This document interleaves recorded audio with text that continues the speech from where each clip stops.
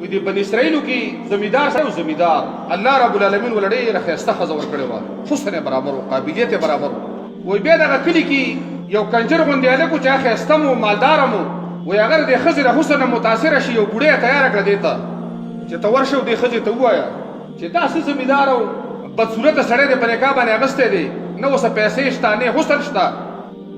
زما غوندې سړی واله تاله به زه د ریخمو کپړې کوم تاله به زه غلام او نوکر ونیسم تاله به زه دا وکم دا به وکم وایي دا بوډۍ چې لاړه یوه ورځ لاړه په دویمه ورځ ولې څه پیسې ورکړي دي ښځه ظالمه هم د دې بوډۍ شکار شوله د دې شیطانۍ چې هلکه دا خو به دا بوډا زمیندار به پرېږدم او چې دا خان مې واغسته پیسې به م ډېري او خوراک به م ډېري او نوکران به م ډېري مزې به نو وایي دی یو شپه دا زمیندار راغی کور ته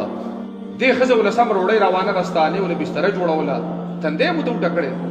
دې زمیندار ورته وویل چې دا څه حالات دي ستا تا کې خو سړیتوب و تا کې خو خدمت و دا په تا څه وشو دې ښځې ورته وویل چې صاحبه زما او ستا ژوند به ګران بس ما له طلاق اوس دا بوډۍ په بل طرف تیاره کړې ده او هغې ویل چېره ما سره یې خوشحاله به زما هم دغه وس کېږي چې ته طلاقه کړله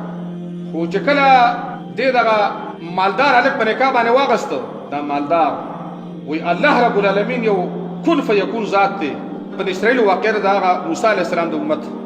وی دا الله رب العالمین په سترګو باندې ړوند کو او چې لاس یې ښځې له ور وړو هغه لاس الله رب العالمین شل کو ګونګم شو ړوندم شو شلم شو وی هغه وخت کې یو پیغمبر و هغه له راله چېرې موږ باندې اچانک دا د شپې دا کار وشو هغه پیغمبر وی الله رب العالمین ته سوال وکړو چې الله العالمین دې ولې دا سزا پس ورکړې ده وی الله ورته وفرمایل چې دا ظالم سړی دی دا ښځه د یو زمیندار مسلمان کس و ده د خپلې مالدارۍ او د خپلو پیسو نه غلط مقصد واغسته او د یو غریب سړي ښځه د نکاح نه ازاده کړه دا د خپلو خواهشاتو پوره کولو دپاره دا کار وی دله مې سزا ورکړه ګوډ مې شل مې م کو ړوند مې م کو ړوند مې م کو دا سزا و دې وجې نه الله موږ دله ورکړه